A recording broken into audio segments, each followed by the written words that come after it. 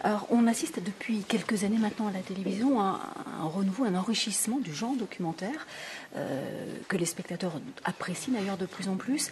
Cette richesse du documentaire, elle vient aussi, pourquoi? Parce que des réalisateurs se lancent de plus en plus dans ce genre-là, parce qu'il y a de plus en plus de sujets explorés, parce qu'aujourd'hui la télévision leur laisse une plus grande place qu'avant.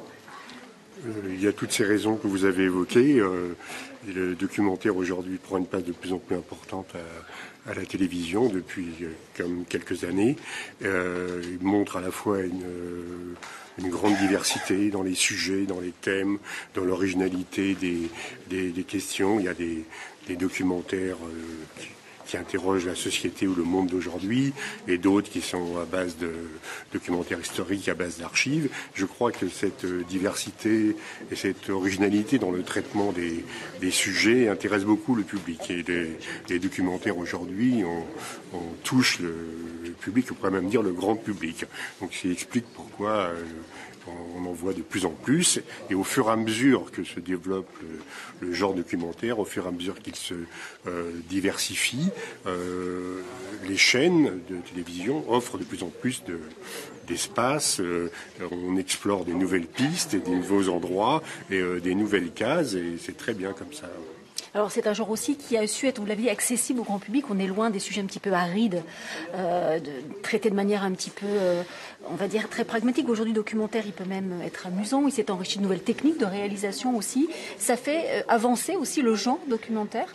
Le documentaire qui est aussi présent aussi sur le web, beaucoup. Il y a aujourd'hui une place qui lui est donnée en digital. Le documentaire, c'est un film, c'est un genre à lui tout seul. Donc trop longtemps, on l'a considéré comme un genre inférieur. Pour moi, c'est l'égal de la fiction. D'ailleurs, un film de documentaire, c'est une création, c'est une originalité, c'est un sens qu'on veut donner, c'est une narration qu'il faut trouver, des images, etc.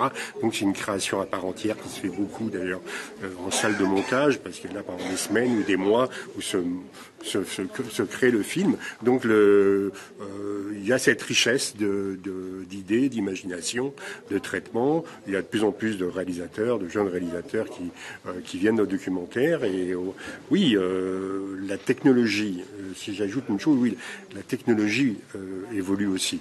Et donc on peut aujourd'hui on peut traiter l'image. Par exemple, quand vous travaillez sur des images d'archives qui sont détériorées, abîmées, vous pouvez les reconstituer, les restituer, et avoir des noirs et blancs, par exemple, absolument formidables.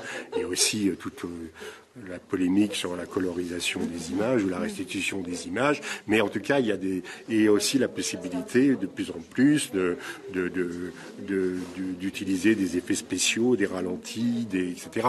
Qui fait que il y a cet attrait pour le documentaire. On n'est pas coincé dans le documentaire, dans montrer des images, un commentaire. Aujourd'hui, on peut faire beaucoup plus de choses.